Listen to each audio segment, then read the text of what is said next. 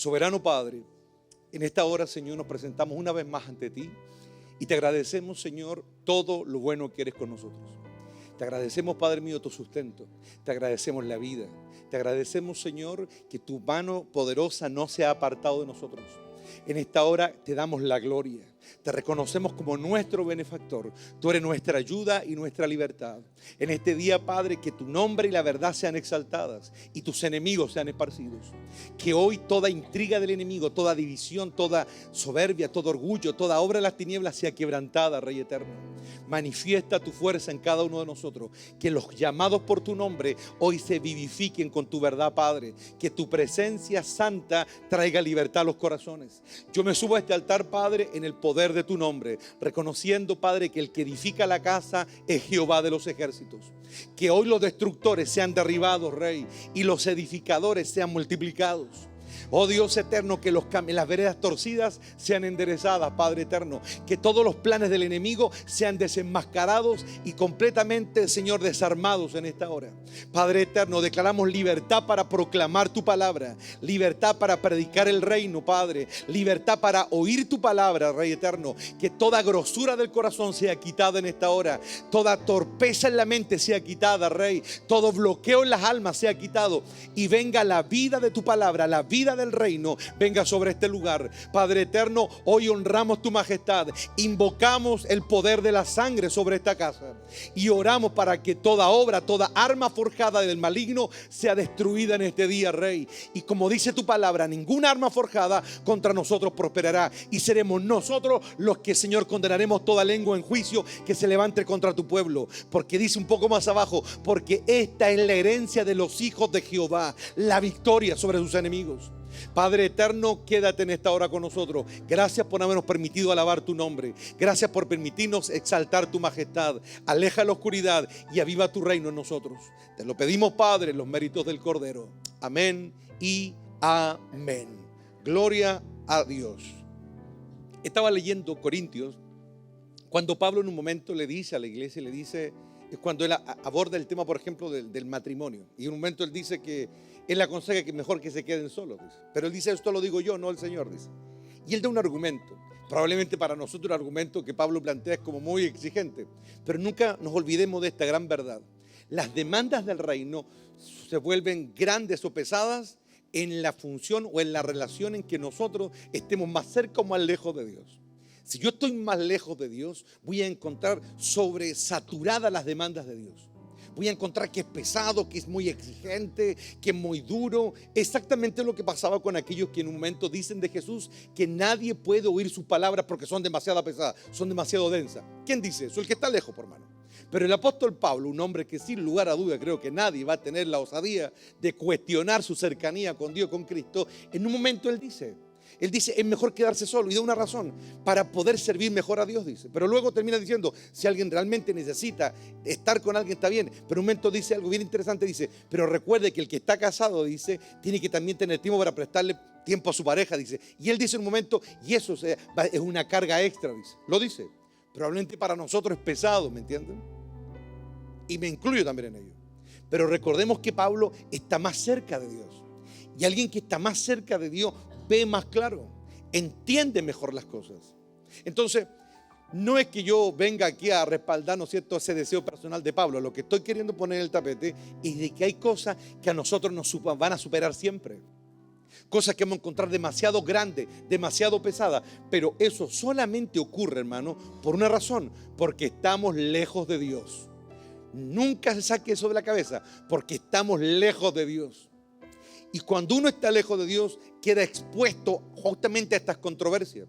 Más adelante el Pablo aborda el tema, ¿no es cierto?, de comer o no comer carne, o no comer carne. Y en un momento el apóstol Pablo es como bastante, podríamos decir, práctico. Dice en un momento él, parafraseando, dice, si alguien te pone algo en la mesa, dice, no por temas de conciencia entre en el juego si comes o no comes. Dice. Mira, pero más abajo dice, pero si el que te pone a la mesa, dice, te dice, esta carne fue sacrificada a los ídolos, entonces por un tema de conciencia y para no ser piedra de tropiezo para el otro, no lo hagas. Dice. Resumiéndola en el fondo la lección que Pablo da. ¿Se da cuenta que Pablo le da exactamente lo mismo al final de la conversación si la cuestión fue ofrecida a los ídolos o no? ¿Se da cuenta que eso es lo que llega al final? Se da cuenta que Él pone en el tapete que no tiene ninguna trascendencia para Él como hijo de Dios. Si la carne fue presentada a cualquier demonio o no. Si la cuestión no se habla, comamos nomás, dice. Eso es lo que está diciendo. Porque más abajo dice algo muy interesante. Dice, todo lo hacemos para la gloria de Dios, dice. Todo lo hacemos para la honra de su nombre. Entonces no te enredes en lecera. Entonces a mí me gusta mucho ese pensamiento porque creo que es muy práctico. Pero Él también dice, pero si el otro está al frente y sabe, para no ser tropiezo para él. En otras palabras, no se trata de Dios, no se trata de su relación con Dios, se trata para que el otro agilado no se turbe, ¿me entienden? Eso es simple. Entonces, yo los invito, hermanos queridos, a todos, a que tengamos una mente simple y práctica. No nos demos tanta vuelta en lecera. Aboquémonos a lo que realmente importa. ¿Qué es lo que realmente importa? Que el texto, que el versículo, que no, lo que importa es la comunión. Lo que importa es la profundidad de una relación verdadera con Dios. Sentir a Dios, sentirlo. ¿De qué me sirve a mí, hermano, hacer un análisis, no sé, teológico, hermenéutico, hacer un análisis histórico, que el argumento y todo, si yo no tengo comunión con Dios, si no siento a Dios? Yo me he dado cuenta de algo, que en la medida que yo tengo una comunión con Dios y experimento su presencia y encuentro su presencia, menos me importan las cosas de los hombres, menos me importan las cosas de acá abajo, y me voy por lo que realmente importa. Es lo que Pablo dice claramente en su exposición con respecto a qué comer o qué no comer. No nos demos vueltas en leceras, hermano, sino que vámonos a lo que realmente importa. Lo que realmente, recuerde algo, métase bien algo en la cabeza. Nosotros no sabemos nada de Dios, nada, hermano.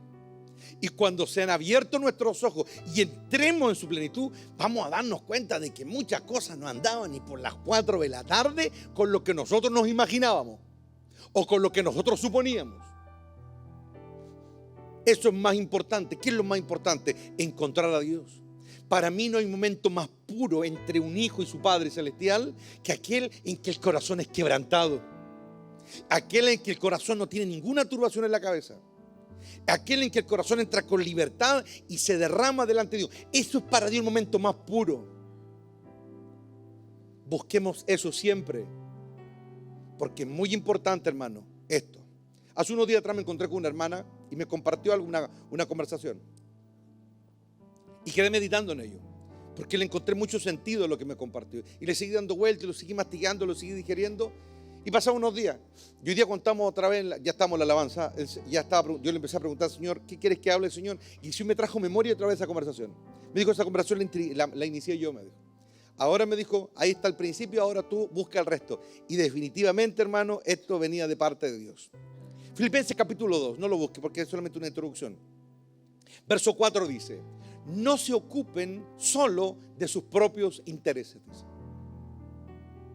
No se ocupen solo de sus propios intereses, sino también procuren interesarse en los demás, dice. Más adelante, en el verso 21 del mismo capítulo 2 de Filipenses, dice, todos los demás solo se ocupan, dice, de sí mismo y no de lo que es realmente importante para Jesucristo, dice Pablo. La versión que nosotros más conocemos, los que tenemos más años de iglesia, nadie vele por lo propio suyo, dice. Cuando uno lee el libro de los Hechos y ve a la iglesia naciente, uno se da cuenta que una de las características muy predominantes de la iglesia naciente, ¿no es cierto?, era que nadie velaba por lo propio. Eso era algo esencial de la cristiandad. Nadie velaba por su metro cuadrado. Nadie. Era tanta la presencia de Dios del reino en ese lugar, en ese tiempo, en la iglesia naciente, que el Espíritu Santo llevó a los creyentes a un desentenderse de todos los deseos personales y de las cosas personales. No es que se quisieran hacerse los bonitos, sino que el Espíritu de Dios hacía que todos lo compartieran. Eso hacían. Y no era porque estuvieran emocionados, ¿me entiendes? No es porque estuvieran, el Espíritu había cambiado el sentir de ellos. Y cuando nosotros, por ejemplo, leemos el episodio de Ananías y Zafira, ¿no es cierto?, que era un matrimonio, ¿no es cierto?, la Biblia dice que la iglesia primitiva, estamos hablando de un tiempo bastante primitivo con respecto a lo contemporáneo de este tiempo, Era un tiempo donde había mucha pobreza, había mucha necesidad. Estaban los que tenían y los que no tenían nada. No había clase media, ¿me entienden? Y Ananías y Zafira, imitando, ¿no es cierto?, lo que muchos hacían, vendían, la Biblia dice que vendían sus propiedades y las traían a los pies de los apóstoles. Pero las traían no porque habían ofertas de prosperidad, ni mucho menos, sino que el Espíritu de Dios ponía y cargaba el corazón. Y una de las cosas que uno tiene que entender, porque hermano, esto es muy difícil para nosotros por llevarlo a la práctica. Es muy fácil oírlo, pero es tremendamente difícil llevarlo a la práctica. ¿Y sabe por qué? Porque somos seres predominantemente egoístas. Que no nos cuesta nada velar por mi casa, por mis hijos y por lo que quiero. Y que al resto los parte un rayo. ¿Me estoy explicando? Ahora, cuando Ananías y Zafira, usted lo que no, yo sé que todo, puede haber una o dos personas que no están familiarizadas con la historia, pero cuando Ananías y Zafira traen, ¿no es cierto?, el precio de la heredad, ellos van y se presentan donde Pedro, ¿no es cierto?, que era el líder del grupo, ¿no es cierto?, y le dicen, esto fue lo que vendimos, ¿no es cierto?, vendimos nuestra propiedad y la ponimos a los pies para que distribuyan para las necesidades de los pobres. Y el Señor nos cuenta un relato bastante dramático con respecto a ellos, porque los dos terminan muertos por Dios. El Espíritu Santo los mató. ¿Y por qué los mató? Porque Pedro le dice en un momento a cada uno por separado, porque primero llega uno y después llega el otro, y le dice, al vender la heredad, le dice Pedro, ¿acaso todo el dinero no era tuyo?, le dijo. Entonces, ¿por qué le mentiste al Espíritu y a nosotros?, le dice. Cae uno muerto y un par de horas después cae el otro muerto. Y la pregunta es, yo me imagino que, no sé, una propiedad hoy día cuesta ¿cuánto? 40 millones, 50 millones, haciendo una extrapolaridad, ¿no es cierto?, de ese tiempo a este tiempo era una buena cantidad de dinero. Y probablemente, no sé, me imagino yo habrán llevado la mitad. Que también ofrendaron hoy día 20 millones a la iglesia, igual una cantidad bastante desorbitante, podríamos decir. Es decir, el Señor podría haber dicho, bueno, dieron la mitad, por último. Pero cuando Dios está cerca, hermano, todos los cálculos cambian. Los cálculos espirituales. Si no lo estamos haciéndole ser acá abajo y Dios está lejos, muchas cosas van a pasar. ¿Me entiende? Pero en la medida que Él se acerca, su presencia exige más. Y Dios llegó a tallar tan profundo en la vida de estos dos personajes que alguien podría haber dicho, pero se dieron bastante. Pero ellos mintieron, porque dijeron, en esto hemos vendido todo. Quisieron aparentar, y hubo un montón de pecado, hay apariencia, egoísmo, vanidad, no sé, avaricia, un montón de cosas. Pero en el fondo, lo que los hace actuar de esa manera es que ellos están buscando su beneficio propio. Es decir, que han aceptado el evangelio, han aceptado el mensaje, han aceptado la política de esta nueva congregación que están haciendo, ¿no es cierto? Pero ellos se quieren asegurar. Y al quererse asegurar, ¿no es cierto?, ellos actúan de manera tránfuga, podríamos decir, de manera corrupta. Y con esto no estoy haciendo alusión a ningún tipo de ofrenda ni nada por el estilo. No estoy hablando de eso. Estoy hablando de los corazones, porque esto primero parte en el corazón, hermano. Primero parte acá adentro, en lo incorpóreo, en lo inmaterial primero. Porque la Biblia dice que si yo soy fiel en lo poco, entonces seré fiel en lo más. Si soy infiel en lo poco, entonces seré en lo más. ¿Qué es lo más? Lo más es primero lo espiritual. Al final viene lo material. Pero si yo no aprendo a ser entregado con mi corazón primero, menos lo voy a hacer con el bolsillo, por mano. Es súper simple. Entonces, nadie busque lo propio suyo, porque eso es peligroso, hermano. Es peligroso, ¿por qué? Porque eso me lleva a tener mis propias interpretaciones de la realidad. Eso me lleva a tener mis propias opiniones con respecto a muchas cosas. Me lleva a tomar decisiones que están, ¿no es cierto?, patrocinadas por un interés personal y no por el interés del reino. ¿Me estoy explicando? Interés personal, no por el interés del reino. Y Dios va a hablar bastante acerca de eso. Y a medida que yo me voy enchuecando, cada vez más voy inclinándome hacia lo personal, hacia lo propio, hacia lo que a mí me interesa, sobre lo que a mí me gusta. Y eso es peligroso, hermano. Porque muchos ya se han desviado de la fe. Muchos ya se han apartado. Muchos ya no les interesa el reino por una razón muy simple. No les interesa dar nada. No les interesa dar sacrificio, no les interesa dar tiempo, no les interesa nada. Yo una vez le dije hace años atrás a un personaje aquí: tú estás aquí porque tu mujer todavía está acá, le dije yo. Eso le dije. Si tu mujer te mandara a cambiar, pues ya no estaría acá, le dije. Y esa es la verdad, le dije. Porque es muy evidente, le dije yo. Si tú me preguntas a mí cuál es la razón por la que yo estoy en el reino, yo no estoy aquí ni porque soy pastor. Yo no estoy aquí porque no sé, porque recibo un sueldo, porque no recibo ningún sueldo de la iglesia. Ninguno. Yo no estoy acá porque no sé, porque necesito gente que me escuche. Tampoco. Hay una sola razón por la que yo estoy aquí. Y no es ni la gente, no es ni la plata, no es ni menos la fama, no es nada de eso. Es una sola razón. Es mi Padre. Es por amor a Él. Solamente por amor a Él. Solamente por amor a Él aguanto leceras. Solamente por amor a Él sigo adelante. Porque mi vida sería mucho más placentera si yo no fuese pastor. Pero lejos, lejos. Lejos, hermano. No tendría que aguantar leceras, no tendría que ver cara, no tendría que... Podría escoger a las personas con las que me junto y al resto que los parto un rayo, hermano. Si yo hiciera lo que a mí me gusta. ¿Me estoy explicando? Yo estoy acá por mi Padre. Por mi Padre. Así que dejando claro que no estoy aquí ni por la gente, ni por la plata, como algún estúpido pudo haber llegado a pensar en algún momento. No estoy aquí por nada de eso. Estoy solamente por Él. Entonces tengo toda la moral para decir lo que estoy diciendo ahora. ¿Me estoy explicando? Debe ser la razón correcta la que me impulsa a seguir adelante. Porque este mundo se va a acabar. Y Pablo hablaba de lo mismo. Todo se va a acabar rápido, decía. Preocúpense de lo que realmente importa. Dedíquense, santifíquense, decía. Claro, para muchos, ¿no es cierto? Eso está muy lejos de entenderse. ¿Por qué? Porque lo que no lo deja entender no es la falta de capacidad intelectual, es la falta de capacidad almática. No tienen amor. Entonces, como no tienen amor, esas cosas simplemente no les interesan. No les interesan.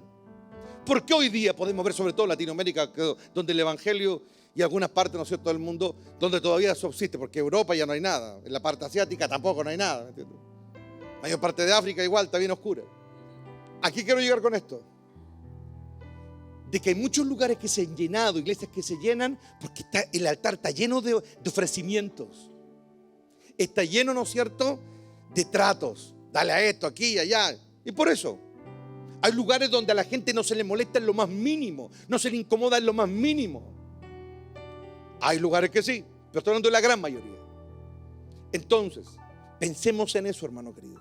Es muy importante pensar en eso ahora, en este tiempo, que es crucial, pero muy crucial entenderlo y asumirlo bien. Quiero partir con Primera de Crónicas, una genealogía que aparece, ¿no es cierto?, en el capítulo 2 de Primera de Crónicas, capítulo 2, donde dice en el verso 13, el primer hijo de Isaí, dice, fue Eliab. El primer hijo de Isaí, el padre de David, fue Eliab. El segundo fue Abinadab. El tercero fue Simea. El cuarto fue Natanael. El quinto Rodai. El sexto Osem. Y el séptimo fue David. Ahí están los 7 hermanos hombres que tenía Isaí por hijo. Pero tenía más hijas también. Sus hermanas se llamaban Sarvia y otra Abigail. Eran 2. Sarvia tuvo 3 hijos, dice. Abisai, Joab y Asael. Esa parte es muy importante. Quedó claro que Isaí tenía 7 hijos varones, 2 hijas mujeres. Y de las 2 hijas mujeres, una era Sarvia y lo se llamaba Abigail. Y Sarvia tuvo 3 hijos. Y uno de ellos fue Joab, el general del ejército de David. ¿Estamos de acuerdo? Y la otra hermana de David, Abigail, tuvo, ¿no es cierto?, un hijo, ¿no es cierto?, que se llamó Amasa, que va a ser muy importante también, porque él también fue un dirigente poderoso dentro del ejército de Israel. Amasa, no se olvide ese nombre, Amasa.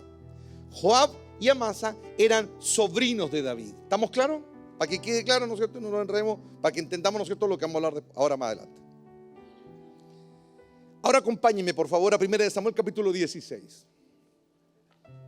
Samuel unge a David como rey, lleva el título. 1 Samuel capítulo 16. Ahora bien, dice, el Señor le dijo a Samuel, ya has hecho suficiente duelo, por Saúl. Lo he rechazado como rey de Israel, así que llena tu frasco con aceite de oliva y ve a Belén. busca un hombre llamado Isaí que vive allí, porque he elegido a uno de sus hijos para que sea mi rey. Pero Samuel le preguntó: ¿cómo puedo hacerlo? Si Saúl llega a enterarse, me matará. Lleva contigo una novilla. Y le contestó el Señor: y di que has venido para ofrecer un sacrificio al Señor. Invita a Isaí al sacrificio y te mostraré a cuál de sus hijos ungirás para mí. Así que Samuel hizo como el Señor le indicó. Cuando llegó a Belén, los ancianos del pueblo salieron a su encuentro temblando. ¿Qué pasa?, le preguntaron. ¿Vienes en son de paz? Sí, contestó Samuel. Vine para ofrecer un sacrificio al Señor. Purifíquense y vengan conmigo al sacrificio. Luego Samuel realizó un rito de purificación para Isaí y sus hijos, los 7, ¿no es cierto? Y también los invitó al sacrificio. Cuando llegaron, dice, Samuel se fijó en Eliab. ¿Eliab cuál era? El primogénito. Era el mayor. ¿Ok? Y dice, se fijó en Eliab y pensó: seguramente este es el ungido del Señor, porque era el mayor de todos. Pero el Señor le dijo a Samuel: no juzgues por su apariencia o por su estatura, porque yo lo he rechazado. Y es como que uno siente ahí como... Cuando uno se va al original de la palabra rechazado, la palabra literal es lo he aborrecido, dice. Es la misma palabra que usa el Señor cuando nacen los dos gemelos, ¿no es cierto?, de Jacob, ¿no es cierto? Y dice que la aborreció al mayor. Y estaban haciendo una guagua que estaba recién apareciendo en este mundo. Pero dice que lo aborreció. Es la misma palabra que usa para Eliab. Cuando Samuel mira a Eliab, lo ve grande, con porte y todo. Y como que le dice, no, le dice, él dice, no. Yo lo aborrezco, él no. Mira lo que le dice. El Señor no ve las cosas de la manera en que tú las ves, le dijo. La gente juzga por las apariencias, pero el Señor mira el corazón. Entonces Isaí le dijo a su hijo Abinadab, que caminaba delante de Samuel, el segundo. Pero Samuel dijo: este no es el que el Señor ha elegido. Después Isaí llamó a Simea y fue, ¿no es cierto?, cada uno. Pero Samuel dijo: tampoco es esta quien el Señor ha elegido. De la misma manera Isaí le presentó a sus 7 hijos a Samuel. Pero Samuel le dijo: pero el Señor no ha elegido a ninguno de ellos. Después Samuel preguntó: ¿son todos estos los hijos que tienes? Queda todavía el más joven, contestó Isaí, pero está en el campo cuidando las ovejas y las cabras. Manda a llamarlo de inmediato, dijo Samuel. No nos sentaremos a comer hasta que él llegue. Entonces Isaí mandó a buscarlo. El joven era trigueño y apuesto y de hermosos ojos. Y el Señor dijo: este es, le dijo, úngelo. Al estar David de pie entre sus hermanos, Samuel tomó el frasco de aceite de oliva que había traído y ungió a David con el aceite. Y dice: y el Espíritu del Señor vino con gran poder sobre la vida de David a partir de ese día. Y Samuel se regresó a su ciudad. Y ahí comienza una tremenda historia, hermano. Una tremenda historia. El día en que Dios ungió. Y la gran lección que Dios nos da ese día es el gran error que cometemos constantemente los hombres. Nos vamos por la apariencia. Nos vamos por lo que parece. Nos vamos por lo que se supone. Porque la Biblia dice que Samuel pensó, dice, este debe ser. Y el Señor como que irrumpe en ese momento espiritual y le dice: no es él, le dice. Yo a él lo aborrezco. ¿Te das cuenta como que pareciera que el Señor está haciendo repetir una historia, hermano? Pareciera que es como cuando uno se acuerda de otra cosa, ¿se acuerdan? Y como que ahí también como que Dios como que une las historias, ¿no es cierto? Y muchas veces nuestro Padre, como todos nosotros, reacciona en función de lo que Él ha vivido también y de lo que ha pasado. Y es como que el Señor dice: no, le dice, Él no es. Y vemos cómo el Señor comienza el trato, ¿no es cierto?, con este gran siervo David, ¿no es cierto? Y lo comienza a levantar, lo comienza a honrar, ¿no es cierto? Lo comienza, ¿no es cierto?, a poner en alto, ¿no es cierto? Y comienza a formarse, ¿no es cierto?, todo este caudillo alrededor de él. Guerreros, soldados, tribus. Y hemos hablado mucho acerca de todo este proceso evolutivo del reino de David. Y en medio de toda esta evolución, ¿no es cierto?, jerárquica de la nación, Joab termina siendo el brazo derecho de David. Y obviamente ascendió porque peleó al lado de su tío, ¿no es cierto?, David. Sacó la cara por él. Recordemos que una de las grandes proezas que hizo Joab fue tomar Jerusalén, que fue la capital hasta el día de hoy de Israel. David dijo: que en Tom yo lo haré capitán. Es decir, vemos un hombre que va evolucionando en la escala, ¿me entienden? Va creciendo alrededor de David. Va demostrando compromiso, fidelidad, lealtad, lucha por la nación. David lo manda muchas veces a pelear contra los sirios, contra todos los que peleaban, ¿no es cierto? Y vemos a un Joab comprometido con la causa. Un Joab que en un momento le dice a su hermano, cuando van a la guerra: esfuérzate y esforcémonos por la ciudad de nuestro Dios, y haga Jehová lo que bien le parezca. Y si los sirios pueden más, porque yo voy a ayudar. Y vemos a un tipo que está comprometido, que está sangrando por la causa, hermano. Está sangrando por la causa. Está peleando por la causa.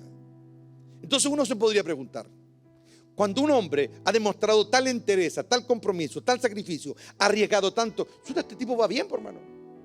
Este mismo Joab, ¿no es cierto?, es el que defiende a David cuando viene la guerra civil con Absalón, ¿no es cierto? Y sale un tipo a basurear, sale a basurear a David, ¿se acuerdan? Y el que lo defiende ese día fue Joab. Y fue Joab el que le dijo a David: y este perro muerto, ¿quién se cree? Déjeme permiso para ir a matarlo. Y uno dice: chuta, sigue súper fiel, por hermano. Súper leal, súper comprometido con la causa. Entonces un hombre que ha sido tan trascendente al lado del ungido de Dios, uno dice: este tipo es para que termine en la gloria, por hermano, ¿no? Pero quiero llevarlo a algunos episodios, hermano, para que vayamos un poco desnudando el corazón de Joab y vayamos aprendiendo nosotros. Segunda de Samuel, capítulo 3. Joab asesina a Abner. Pero justo después de que David despidió a Abner en paz, Joab y algunas de las tropas de David regresaron de una incursión y traían un gran botín. Es decir, el que había hecho eso era Joab. Cuando Joab llegó, le dijeron que Abner acababa de visitar al rey y que David lo había enviado en paz. Entonces Joab fue deprisa a ver al rey y le preguntó: ¿qué ha hecho usted? ¿Qué pretende al dejar ir a Abner? Le dice. Sabe perfectamente bien que vino para espiarlo y averiguar todo lo que estaba haciendo. Con eso Joab dejó a David y envió mensajeros para alcanzar a Abner y le pidieron que regresaran. Ellos lo encontraron junto al pozo de Sira y lo trajeron de regreso, sin que David supiera nada. Cuando Abner llegó de nuevo a Hebrón, Joab lo llevó aparte, a la puerta de la ciudad, como si fuera a hablar en privado con él, pero lo apuñaló en el estómago y lo mató en venganza por la muerte de su hermano Asael. Mire, cuando David se enteró, declaró: juro por el Señor que yo y mi reino somos inocentes para siempre de este crimen cometido contra Abner, hijo de Ner. Joab, mire, escuchen muy bien esta palabra: Joab y su familia, está hablando del rey David, son los culpables. Que la familia de Joab sea maldita. Oh, son palabras fuertes, ¿no? Que nunca falte un hombre de cada generación que padezca de llagas o de lepra, o que camine con muletas, o que muera espada, o que mendigue comida. Mira, una maldición de esas cototas, hermano. Y te aseguro que si David maldecía a alguien, esa palabra no caía al suelo, hermano. Joab y su hermano Abisai mataron a Abner porque éste había matado a su hermano Asael en la batalla de Gabaón. Y eso fue una de las tantas batallas. Abner, todos sabemos que era, ¿no es cierto?, el general de Saúl. Durante mucho tiempo hubo una pugna de poder dentro de Israel entre el rey Saúl, que era el primer rey, ¿no es cierto?, y David. Y a medida que David iba creciendo, el reino de Saúl se iba debilitando. Pero ambos tenían caudillos militares y se agarraron entre ellos muchas veces. Quien lideraba, ¿no es cierto?, el ejército de Saúl era Abner. Era su generalísimo. Y cuando finalmente, ¿no es cierto?, muere Saúl, y para seguir evitando, ¿no es cierto?, una guerra civil que ya estaba desencadenada en Israel, Abner tiene un concilio con David y llegan a un acuerdo. Y Abner le dice: toda la tribu de Benjamín y las tribus que todavía son fieles al liderazgo que tenía Saúl, las pongo bajo tu mando para en el fondo unificar el reino. Es decir, hubo un acuerdo político. ¿Me entiendes? Se dieron la mano, quedaron de acuerdo, ¿no es cierto?, y hubo paz y se acabó la guerra. Pero cuando llega Joab y se entera de lo que hizo David, salió por las de él, hermano. Salió por las de él.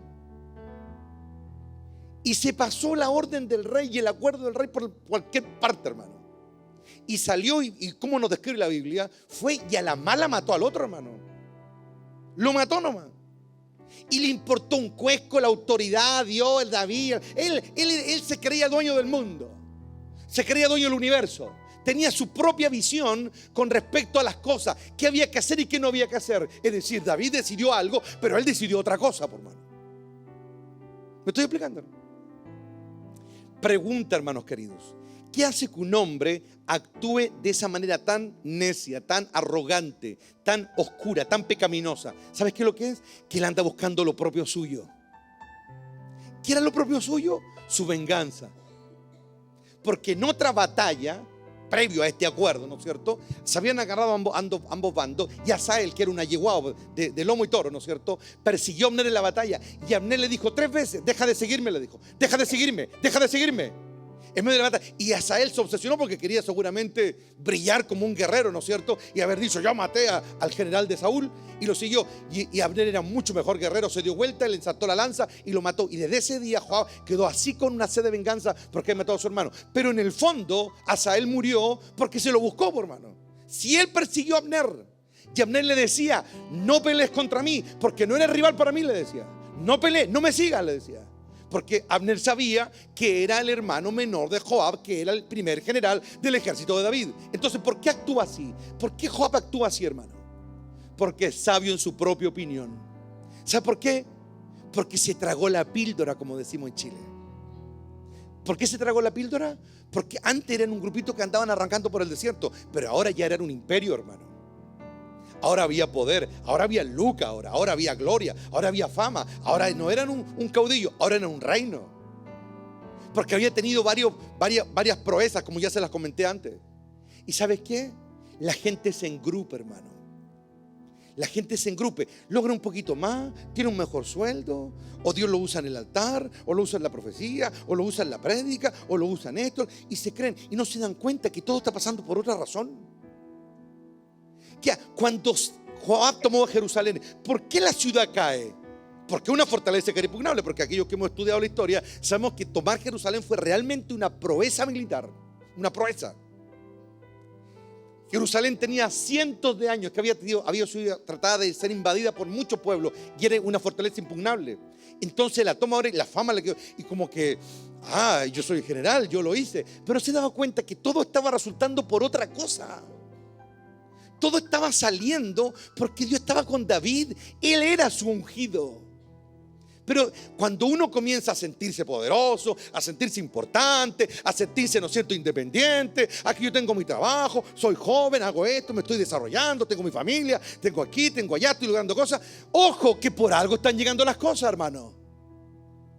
Hay una razón por la que están llegando las cosas. Cuando el profeta se cree porque profetiza, ¿será eso? ¿Significará eso que los profetas son malos? No, significa que hubo un imbécil que Dios le dio la oportunidad de ser instrumento y se tragó la píldora y se olvidó que una radio AM nomás, hermano, nada más que eso. El profeta es una radio nomás. El profeta no está para opinar ni dar opiniones con... No, él es una radio nomás. El que lo usa uno con autoridad. Ese es el que tiene el sartén por el mango, no el profeta, no el que ve. ¿Me estoy explicando, no? ¿Qué pasó con Joab? Se sintió que él estaba al frente. Hubo un momento en que había más de 1 millón de hombres que seguían sus órdenes, ¿no es cierto?, porque él era la cabeza del ejército. ¿Sabes tú cómo se le habrá hinchado el corazón a ese tipo? De eso hay que tener cuidado, hermano. Segunda de Samuel, capítulo 18. Entonces David reunió a los hombres para que estaban con él y nombró generales y capitanes para que los dirigieran. Envió las tropas en 3 grupos. Un grupo bajo el mando de Joab, otro bajo el mando del hermano de Joab, Abisai, hijo de Sarbia, y el tercero bajo el liderazgo de Itai, de Gat. Ese era el único extranjero. Entonces el rey le dijo a sus tropas: yo iré con ustedes. Y note muy bien, no es Joab el que habla aquí, son sus hombres. Sus hombres se opusieron terminantemente e insistieron: no debes ir, si tenemos que salir en retirada y huir, aunque maten a la mitad de nosotros, no cambiaría nada para las tropas de Absalón. Es a usted al que buscan. Usted vale por 10.000 de nosotros. Es mejor que se quede aquí en la ciudad y nos envíe ayuda si la necesitamos. Pero no es Joab el que está hablando, son sus soldados. Si ustedes piensan que ese es el mejor plan, lo seguirá, respondió el rey. De modo que se quedó al lado de la puerta de la ciudad mientras las tropas marchaban en grupos de cientos y de miles. Entonces, verso 5 del capítulo 18 de segunda de Samuel: entonces el rey le dio esta orden a Joab, a Abisai y a Itai, los 3. Por consideración a mí, le dijo, traten con bondad al joven Absalón. Por mí, le dijo. Más allá del hecho de que hubiese sido una buena solicitud o una mala solicitud, eso no importa. No importa. Lo estaba pidiendo el rey, punto. Lo estaba pidiendo el rey, punto. Si era bueno, si era malo, si estaba bien, si no estaba bien, era algo que él iba a arreglar con Dios. Dios le iba a pedir cuenta a él. Pero Joab en su mente parece que no le entró, no le cuadró, ¿me entienden? Y las tropas, y todas las tropas escucharon lo que el rey les estaba dando como orden a sus comandantes. Y comenzó la batalla y comienza a describir la batalla. Finalmente, ¿no es cierto?, Dios le dio la victoria al ejército de David. Y en un momento Absalón cae. Queda enredado en unos árboles, llegan los soldados, ¿no es cierto? Y hay uno de los soldados hebreos que está ahí, ¿no es cierto?, que fue el primero que pilló a este tipo colgando de una rama, no sé, porque se enredó el pelo, dice la Biblia, arrancando. No quiere hacerle mal al muchacho porque él también escuchó la petición del rey. Entonces, Joab le dice al muchacho, ¿y lo mataste? Le dice, no, le dice él. Estoy leyendo un poco, describiendo el verso 12. No mataría al hijo del rey ni por 1000 piezas de plata, le respondió el hombre a Joab. Todos escuchamos lo que el rey le dijo a usted, a Abisai y a Itai. Por consideración a mí, por favor, perdone la vida del joven Absalón. Si hubiera traicionado al rey, matando a su hijo, y de seguro el rey descubriría que él lo hizo, usted sería el primero en abandonarme a mi suerte. Mira el pensamiento que ya tenían los soldados de él. Usted sería el primero en venderme. Está diciendo algo, hermano. Esto está hablando del carácter que tenía Joab, del tipo de carácter que tenía. Porque el soldado, usted sería el primero en echarme el agua, le dijo. Usted no me cubriría nada, le dijo. Dijo, entonces, como Joab no pudo negar eso, verso 14, basta ya de esta tontería, dijo Joab. Enseguida Joab tomó 3 dagas y las clavó en el corazón de Absalón mientras estaba colgado, todavía vivo, del gran árbol. Luego 10 jóvenes escuderos de Joab rodearon a Absalón y lo remataron. ¿Por qué Joab no hizo caso a lo que le dijo el rey? Porque buscaba lo propio suyo, buscaba lo que le interesaba. Esto es peligroso, hermano querido. Es peligroso.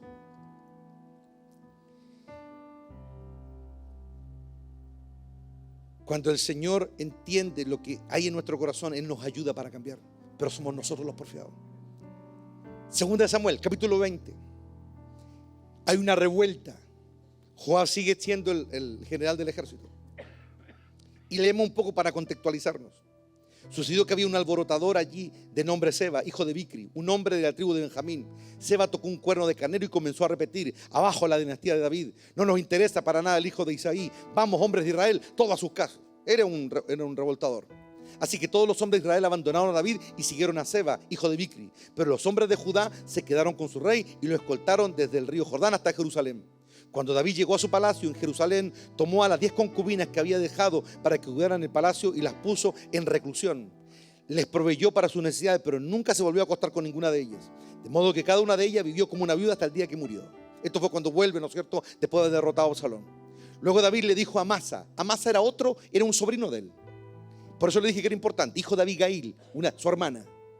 Y era también parte de los oficiales del ejército. Y mira, luego David le dijo a Amasa: moviliza al ejército de Judá dentro de 3 días y enseguida preséntate aquí. Es decir, era un hombre que también estaba en una posición de autoridad. Así que Amasa salió a notificar a la tribu de Judá, pero le llevó más tiempo del que le fue dado. Por eso David le dijo a Abisai: Seba, hijo de Bicri, no va a causar más daño que Absalón. Rápido, toma mis tropas y persíguelo antes de que llegue alguna a la ciudad fortificada donde no podamos alcanzarlo. Entonces Abisai y Joab, junto con la guardia personal del rey y todos sus poderosos guerreros, salieron de Jerusalén para seguir a Seba, el alborotador. Al llegar a la gran roca de Gabaón, Amasa, que era también un general de más bajo rango obviamente que Joab, pero también de David, Amasa le salió al encuentro a Joab. Llevaba puesta su túnica militar con una daga sujeta a su cinturón. Cuando dio un paso al frente para saludar a Amasa, sacó la daga de su vaina. ¿Cómo estás, primo?, dijo Joab. Ya quedó claro que eran, ¿no es cierto?, sus madres eran hermanas de David. ¿Cómo estás, primo?, dijo Joab. Y con la mano derecha lo tomó por la barba como si fuera a besarlo. Amasa no se dio cuenta de la daga que tenía en la mano izquierda y Joab se la clavó en el estómago de manera que sus entrañas se derramaron por el suelo. Joab no necesitó volver a apuñalarlo y Amasa pronto murió. Joab y su hermano Abisai lo dejaron tirado allí y siguieron en busca de Seba. ¿Por qué mata a Amasa, hermano? Empecé a investigar y era porque Amasa le estaba haciendo sombra, por hermano. Le estaba haciendo sombra. Y porque habían tenido entredicho entre ellos. Pareciera que Joab, cuando algo no le gustaba, llegaba y lo arreglaba él nomás, ¿me entienden? Y le importaba un cuesco el resto. Él hacía lo que él quería. Y el Señor sigue diciendo: nadie busque lo propio suyo. Y esta fue la última que se mandó. Primera de Reyes, ya David estaba viejo. Por ese tiempo Adonías, hijo de David, cuya madre era Agit, comenzó a jactarse diciendo: voy a proclamarme rey. Así que consiguió carros de guerra con sus conductores y se reclutó a 50 hombres para que corrieran delante de él. Ahora bien, dice, su padre, el rey David, jamás lo había disciplinado, ni siquiera le preguntaba por qué haces esto o aquello. Es decir, era mal criador, como ya hemos visto en otra instancia. Adonías, el hijo de David, había nacido después de Absalón y era muy apuesto. Adonías se apoyó en Joab. Mira qué interesante. Adonías se apoyó en Joab, hijo de Sarbia, y en el sacerdote Abiatar, y ellos aceptaron ayudarlo a ser rey. Dios lo hace y el diablo lo junta. Adonías buscó quién podía apoyarlo. Y este susodicho, Joab, ya viejo ya, que suponía que tenía que ser, pero acérrimo a David, fiel a David, pero así hasta la médula. Parece que hay conversaciones, hay feeling entre los dos, salen a tomar juntos, salen a hacer fiesta juntos, lo pasan bien, porque esa cercanía no viene de la noche a la mañana, por hermano. Y vemos cómo Adonías encuentra en Joab alguien que lo apaña, por hermano. Alguien que no le raya la cancha. Pero eso parte siempre de a poco. Es como la caída de Eva, ¿me entienden? No es que la primera cae, ¿me entienden? Es un trabajo, es un trato.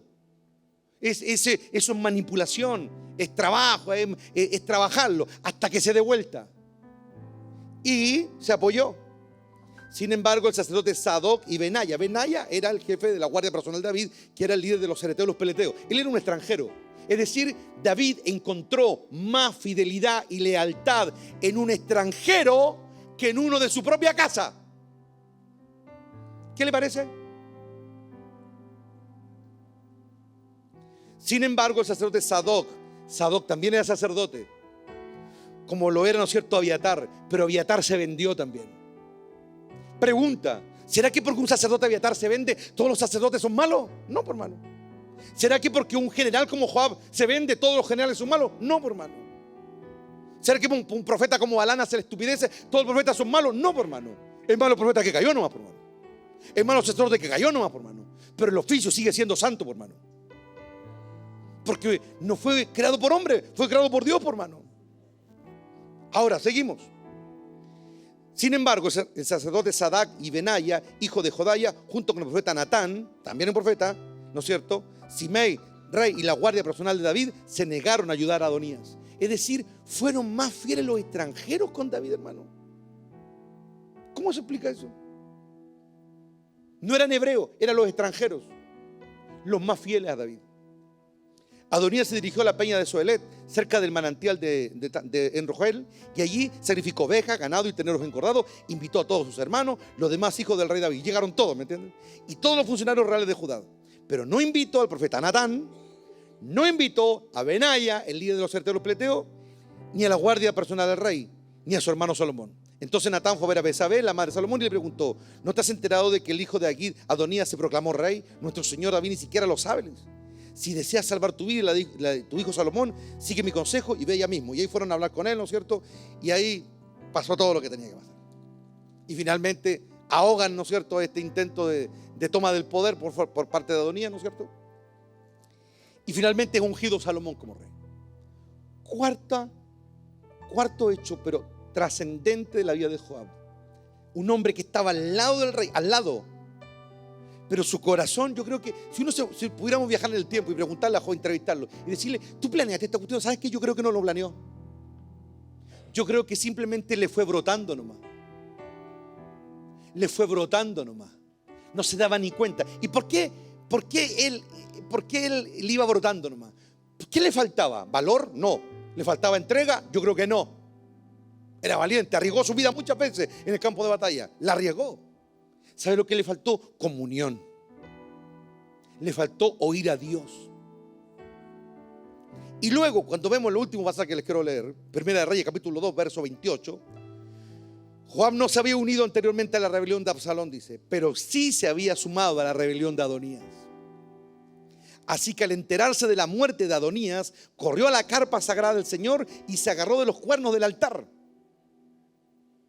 Cuando colapsó el golpe de estado que Adonías estaba patrocinando para robarle el reino que Dios había decidido que lo iba a tener Salomón, eso tuve bien, tuve de mal, no importa, era Salomón, Dios lo cogió a él, punto. Y el Señor le dijo a Joab, le dijo a Joab, el rey te ordena que salgas. Pero Joab respondió, no, moriré aquí, le dijo. Entonces Benaya regresó a ver al rey y le informó lo que Joab había dicho. Haz lo que él pide, respondió el rey. Mátalo allí junto al altar y entiérralo. Así será borrada de la familia de mi padre la culpa de los asesinatos sin sentido que cometió Joab. Y así termina Joab, muerto, acribillado, agarrado a Sirma. Y ahí lo atravesaron. Y Dios no movió ni un dedo para salvarlo. ¿Por qué? Si peleó toda una vida por el reino, porque tenía sus propios intereses, tenía sus propias visiones, tenía su propia perspectiva. ¿Sabe lo que al hombre le faltó? Le faltó comunión. ¿Sabe lo que le faltó? Oír a Dios. ¿Cuál era la visión que Dios tenía? No es que nosotros los humanos no nos equivoquemos, hermano. Ya partí mostrándole cómo Samuel, el gran profeta, en un momento tiene su propia opinión con respecto a quién debe ser el heredero. Pero como el hombre tiene comunión con Dios y paga el precio, Dios lo puede corregir enseguida. Él puede oír la voz de Dios.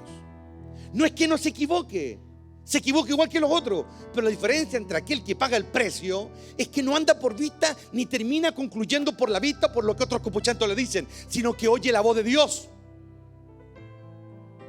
Pero cuando hay gente que no le interesa buscar a Dios, ¿cuál es el término inevitable de esas personas? Que terminan destruidos, por hermano, como Joab. Y el Señor lo mata en su presencia y no mueve un dedo para salvarlo, hermano. Y se desangró ahí frente al altar, hermano. ¿Por qué? ¿Por qué? Porque se tragó la píldora. Porque se olvidó que él no era nadie. Se olvidó de que se había elevado porque tuvo la suerte y la dicha de haber nacido en el tiempo en que David apareció en la tierra. Porque el único héroe de toda la época era David, nadie más. Él era el ungido de Dios. Con lo bueno y lo malo, era él, nadie más. Él no está pintado. Gran parte del ejército tenía claro que él era un humano, pero que si él moría se acababa todo. ¿Qué dirían los religiosos de esta época? Ah, los idólatras del hombre. No, es lo que Dios dice, hermano. Y Joab se olvidó de eso. Se olvidó que la palabra que salía de David era la ley. Se olvidó. Y comenzó poquito. ¿Y por qué cuento esto, hermano? Porque en algún momento de nuestra vida todos podemos pasar o tenemos que pasar por la posición de Joab. Todos.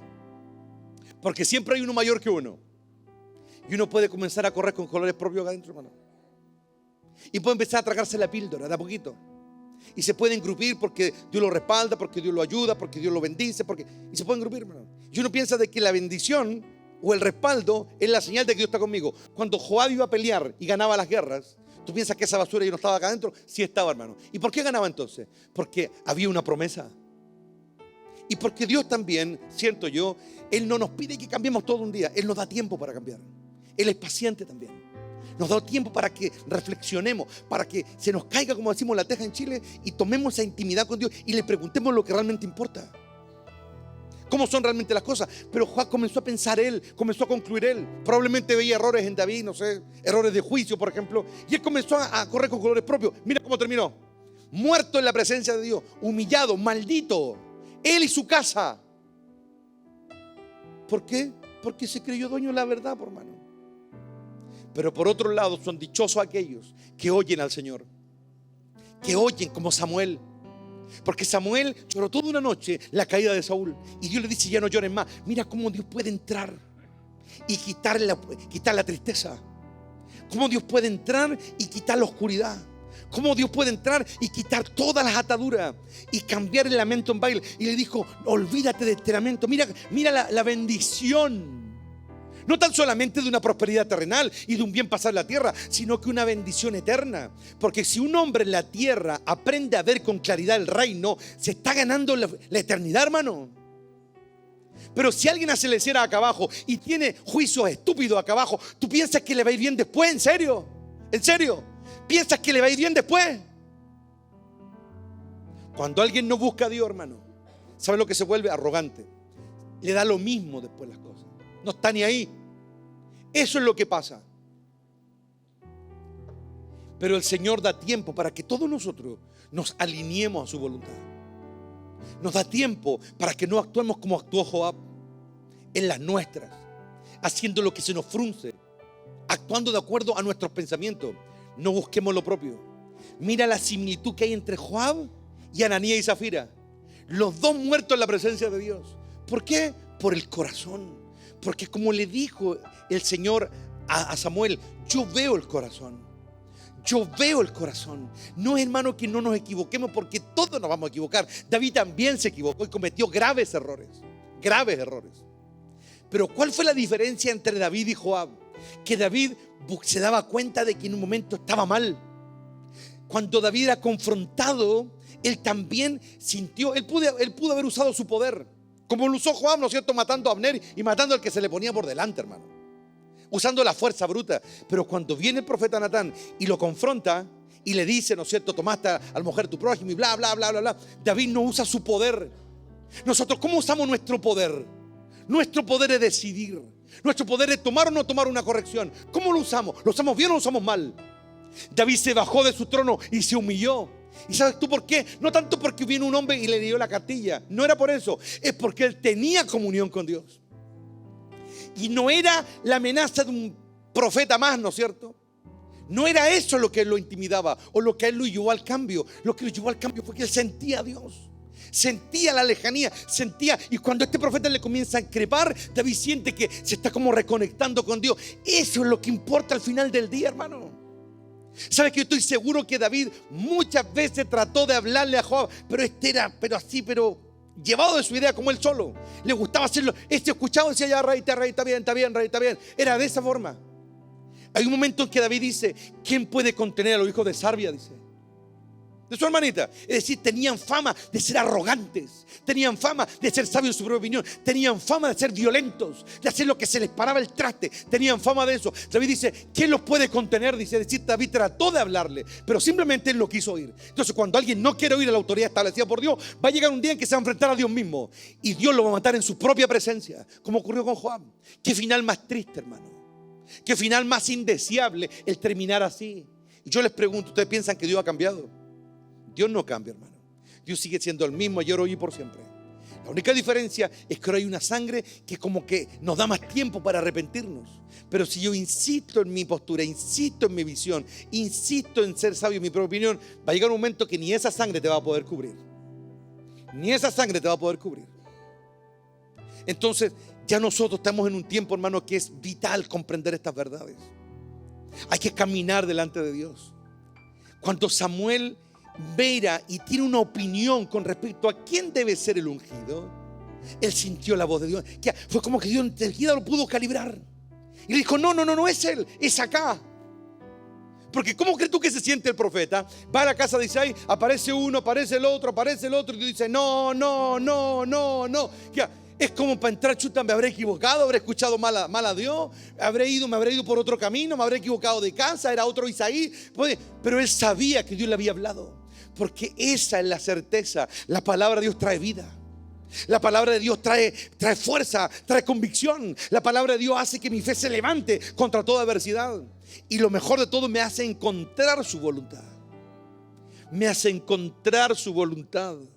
Y cuando logramos encontrar su voluntad, hay paz en nuestro interior, hay alegría en nuestro interior, hay libertad en nuestro interior. El diablo vio a Joab y se dio cuenta que era un instrumento para defender y pelear por Israel, y se levantó contra él. Y se levantó, y Dios extendió el tiempo para que se arrepintiera. Fueron décadas, hermanos, si han pasado 40 años.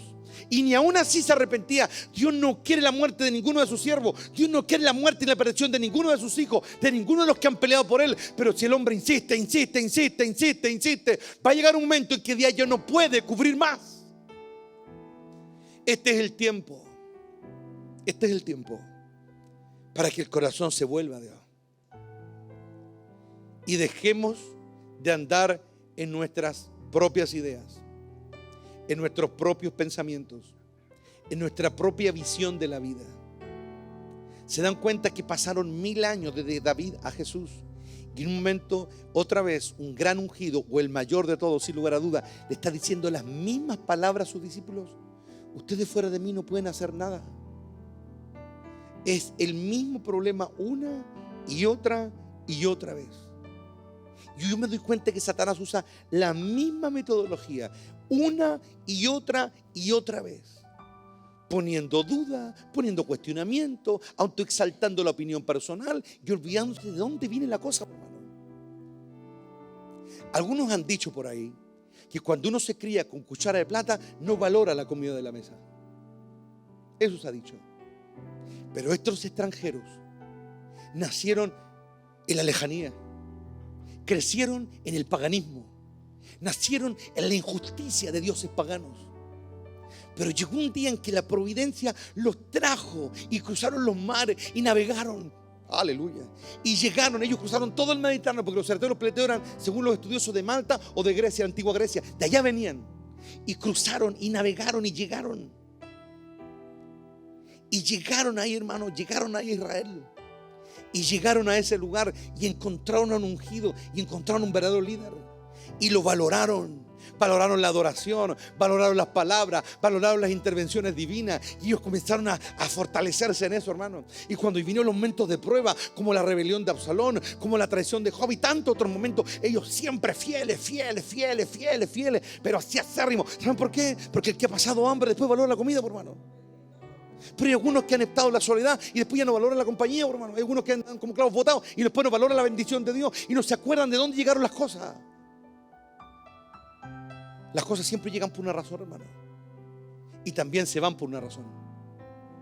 Hay que darse cuenta, aleluya, que no te pase lo que a Nabucodonosor, rey de Babilonia, que caminando por las terrazas de su palacio, dijo: esta es la gran Babilonia que he construido con mi brazo. Así le dijo Dios del cielo. Así que la construiste con tu brazo. Tú levantaste esta gran nación. Muy bien. Hoy te echarán de los hombres. Y pasó y fue una bestia entre los animales durante 7 años, hermano. ¿Por qué? Porque el hombre siempre comete el mismo error. Se olvida de dónde vienen las cosas. No las ven. ¿Por qué Ananías y Zafira se mueren? Porque no tenían por qué estar mintiendo, pero querían vivir de apariencias. Hay gente que aparenta, ¿sabe? Joab aparentó durante mucho tiempo cosas, pero él de verdad no amaba al rey. No amaba al rey. No lo valoraba. Porque él se sentaba, ¿no es cierto?, en el podio de la moral y probablemente acá en el corazón juzgaba a David un montón de veces. Montón de veces. Probablemente le prestaba oído a los copuchentos que nunca faltaban, de esos que nunca faltan, ¿no es cierto? Esos que nunca faltan. Y no faltan nunca los idiotas que lo andan escuchando a ellos. Que le faltan los cachos y las negras para andar chocando con las paredes, pero no le hacen caso al ungido de Dios. Y después están en la lucha de a veces durante mucho tiempo. A ver, ¿quién tiene la razón? ¿La tiene esto o la tiene el pastor? Y si Dios hoy día cayera hoy día, si aquí todos nos muriéramos hoy día, todos cayéramos muertos aquí ahora y fuéramos al juicio de Dios, yo entro, pero muerto de la risa, a ser juzgado primero, hermano. Yo entro primero al juicio. Y después me gano a un lado, mira todos cómo van pasando. ¿Por qué? Porque la comunión trae claridad. Y ser pastor, ser un ministro, ser un profeta, ser un líder o ser lo que sea, no me garantiza nada. Nada. ¿O acaso a Saúl lo salvó su corona? No. A David tampoco lo salvó su corona. A David lo que lo salvó fue su humillación, porque se humilló cuando se equivocó. Eso lo salvó, no lo salvó la posición. De eso se trata esto, hermano querido. Qué glorioso es cuando uno lee, ¿no es cierto?, Primera de Reyes, ¿no es cierto?, los capítulos que le acaba de leer, ¿no es cierto?, y vemos cómo nos invitan a los fieles a la mesa de los traidores. No los invitan. No los invitan. Nos invitan a Benaya porque saben que Benaya es fiel. Nos invitan, ¿no es cierto?, a Sadoc porque saben que es fiel. A ellos no los invitan. Invitan a los otros. Porque el penca sabe a quién le habla.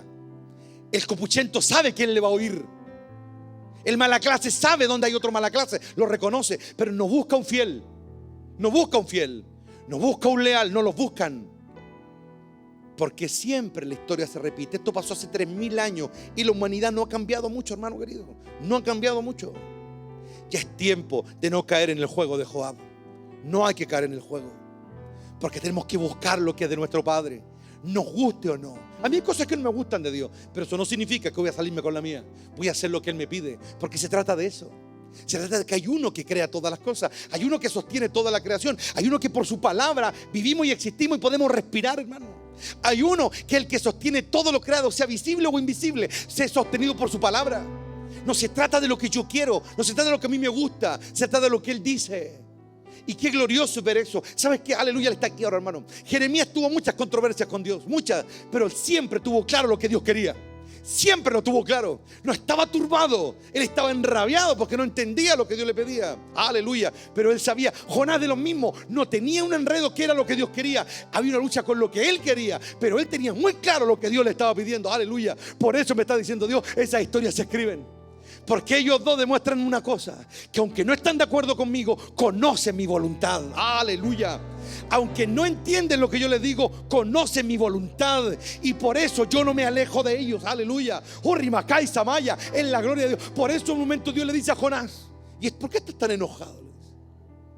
Está haciendo un berrinche Jonás con Nínive, ¿no es cierto? Está haciendo un berrinche. Pero Dios sabe una cosa. Este está molesto con mi piedad, pero él oye mi voz. Él sabe lo que yo quiero. Él no es alguien que lo vienen a turbar. A Juan no le vienen a meter el cuchufleta al diablo. No, él sabe, él me conoce.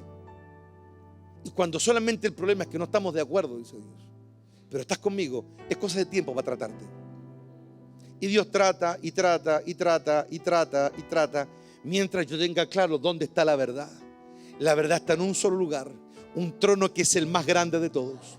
El gran trono blanco donde gobierna el anciano de días. Es por su verdad que vivimos, es por su palabra que estamos hoy aquí, es por su amor que no hemos sido consumidos, es su verdad la que nos da libertad, es su palabra la que trae libertad. Y donde está el Espíritu de Dios hay libertad, porque el Espíritu es el Señor. Y de eso se trata esto. Las tinieblas sucumben, aleluya, aquí y en cualquier parte. Aún en el cielo hay ángeles que no están de acuerdo con Dios en las cosas que Él hace, porque no logran entender sus caminos, pero están con Él.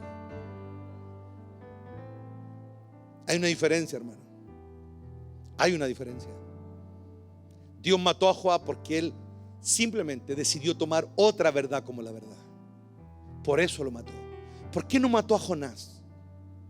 Si Jonás se arrancó, Jonás no quiso ir, Jonás se lo tragó el pez lo vomitó, fue a predicar de mala gana, pero nunca tuvo duda de cuál era la palabra y la voluntad de Dios. La tenía clarísima. La tenía clarísima cuál era su voluntad. Si ese es tu problema, tienes oportunidad. Siempre habrá oportunidad, porque Dios sabe que sus caminos son muy altos. Él está aquí ahora. Él sabe que hay cosas que nos cuesta digerir, pero Él sabe también cuando el corazón quiere. Cuando el corazón quiere, Él está aquí ahora. Y lo torcido se endereza. Él sabe cuando el corazón le dice, soy tuyo y no hay otro lugar. Oh, Ribacandarabasaya. Es lo mismo que le pasaba a Pedro cuando en un momento Jesús comienza a hablar y comienza a saturarse Pedro. Y en un momento Jesús le da la oportunidad que se vayan. Si quieren ir, váyanse. Y Pedro otra vez muestra el hombre que conoce la verdad, pero lo que está colapsando es que él no puede cumplirla. Y le dice, Señor, ¿a dónde vamos a ir si solamente tú tienes palabra de vida eterna? No voy a ir a otra parte, no hay otro lugar, no hay otro momento, no hay otro hombre, no hay otro ungido, no hay otro Mesías. Eres tú y solo tú quien tienes palabra de vida. Aunque hoy día yo esté sufriendo aquí hoy, aunque hoy día yo esté colapsando en mi interior, tengo algo claro. Mira el parecido entre Pedro, entre Jonás, entre David. Todos tienen algo claro. ¿Cuál es la voluntad de Dios? ¿Y por qué la tienen clara? ¿Porque son más inteligentes? ¿Porque son más espirituales? No, es porque son más humildes. Porque la humildad no es algo que me brota, hermano, así como el color de piel, ¿me entienden? La voluntad es algo que yo controlo. La humildad nace de una decisión. Yo decido acatar, yo decido, y contra eso el diablo no puede, hermano. No puede contra eso. Satanás no puede contra una decisión. Yo puedo estar bombardeado, pero mi decisión quebranta multitud de legiones. La decisión de un hijo de Dios quebranta multitud. Es solo una decisión. Es solo una decisión de seguir humilde. Es solo una decisión. de buscar su rostro. Es una decisión de echar fuera la oscuridad.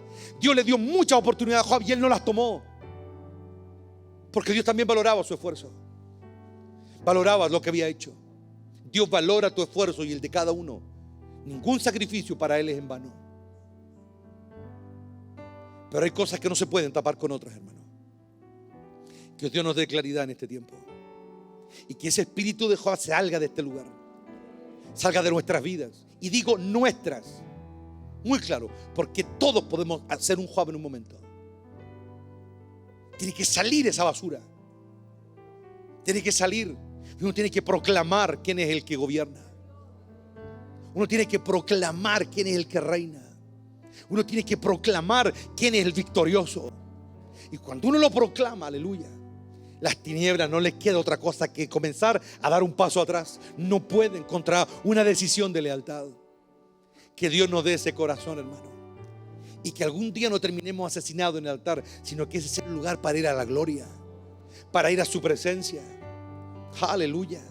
Por eso nosotros hemos unido en un solo lugar los dos símbolos más potentes del reino. Los dos símbolos más potentes del reino son estos que están acá. El arca del pacto y la cruz de la misericordia. Son los símbolos más poderosos de todo el reino en la tierra. Es donde Dios ha mostrado todo su poder, toda su gloria, toda su palabra, toda su verdad. Aleluya. Hay muchas cosas en esta tierra, pero el arca del pacto y la cruz de aleluya de la salvación son los más poderosos. Aleluya. Orima Kandara vacía Nacoba es la gloria de Dios. Y aunque el que era clavado de un madero era maldito, hermano, Dios convirtió a través de su hijo esa cruz maldita en una cruz bendita. Ahora el que la mira haya salvación. Aleluya, en la gloria de Dios. Que el Señor nos ayude y nos dé la fuerza que necesitamos en este tiempo para hacer su voluntad. Que nos dé la fuerza. No dejemos de orar unos por otros. Y como el Señor me dijo hace un par de días atrás, dile a tu pueblo que cumpla sus votos. Cuando usted ha venido a estar orando acá, no sea como la partida del caballo inglés. 1 o 2 meses emocionado y después comienza a bajar la puntería. Eso no lo hacen los hijos de Dios. Un hijo de Dios persevera en la lluvia y al sol. Persevera con hambre o sin hambre, en la abundancia o en la escasez, sano o enfermo, siempre está ahí. Siempre, siempre, siempre. El rey David le dijo: Dios, siempre oirás mi voz. Y no siempre David llegó bien al altar. Yo creo que llegó con muchos problemas, con muchas batallas, con mucho drama, pero él siempre estaba ahí, siempre estaba ahí. Pagaba el precio. Paga tu precio. Paga tu precio. Y cuando vengan esos días en que la flojera te quiera agarrar, la distracción te quiera agarrar, diga no. Cuando esté lloviendo afuera, usted mire para afuera y vea el confort de su hogar. Piense y vea que está calentito, que tiene calefacción, que tiene comida. Acuérdese quién pone esa comida ahí. Acuérdese quién pone esa comida ahí. Cuando usted abre el freezer y esa comida que tiene, acuérdese quién la pone. Porque el mismo que la puso la puede sacar. Dios no te la va a quitar por venganza, si es que lo llega a hacer algún día. Lo va a hacer incluso por amor. Probablemente el pastor Eduardo lo podría hacer por venganza, pero no Dios. Dios lo va a hacer por amor. Pero vas a sentir su ausencia. Vas a sentir cuando ya no está lo que estaba. Pero cuando usted en la noche mira y está cómodo ahí en su casita, calentito ahí todo, está cansado, y el diablo comienza como un bombardeo: me tienes que trabajar, me tienes que levantar temprano, tienes que hacer esto, lo otro. Usted respóndale, porque el que se queda callado no tiene argumento. Respóndale: sí, estoy calentito, dígale, sí, estoy bien acá, pero estoy sano. Tengo un trabajo, sí, mañana voy a trabajar, levantarme temprano porque tengo trabajo. Sí, hermano. No piense que nada es seguro, hermano. No sea tan necio para creer que el trabajo lo tiene seguro. No sea tan tonto. Porque hasta los trabajos probablemente más seguros que podrían haber vivido en el país, porque están todas las empresas quebrando por todos lados, ¿no es cierto? Por todos lados. Y alguien puede decir: que yo trabajo por una institución. Oye, hasta los que estaban en instituciones están cayendo, hermano. Justa o injustamente, pero están cayendo. Nunca confíe en nada terrenal. Confíe en su Padre. Confíe en su Padre. Viva para Él. Tomemos el consejo de Pablo. Vivamos de la mejor manera posible. Y confórmese con lo que tiene. Porque si tiene para vivir reposadamente, tranquilamente, ¿para qué quiere más? ¿Para qué? ¿Cuál es el fin? Yo sé lo que le digo, hermano. Yo tengo toda la moral para hacer lo que digo. No busque más, viva tranquilamente, reposadamente. Dígale al Señor, yo necesito esto para vivir y el resto me lo dedico a ti. Invierte en lo que realmente importa, en serio. Porque usted puede tener todos los logros de la tierra, como Joab, llegar a ser un hombre tan poderoso, tan próspero, tan rico, tan importante, y terminar en nada. En nada. En nada. Y probablemente allá afuera dicen, ahí está el pastor amenazando. No, no estoy amenazando. Es la verdad. Y usted lo va a ver con sus propios ojitos. Con sus propios ojos lo va a ver. Lo va a ver mendigando después en las calles. Lo va a ver. Ojalá que lo vea en la vereda de enfrente, no al lado de ellos, sentado con ellos, sentado en la calle. Ojalá que no llegue a eso. Pero va a ocurrir. Y Dios va a despojar a toda esta nación, la va a despojar. La va a quebrar. La va a quebrar. Porque algunos que viven así no ven nada. Cuando uno ora, Dios te habla. Pero cuando uno investiga, también aprende. Y vea cómo están los supermercados, por hermano. Empiece a ver. Vea cómo están las cosas, por hermano. Y eso está partiendo nomás. Pero Dios va a sustentar a su pueblo, a los que le buscan de veras. Dios los va a alimentar como alimentó a Israel en el desierto. Dios los va a proveer, Dios los va a ayudar, porque Él es así. De eso se trata esto.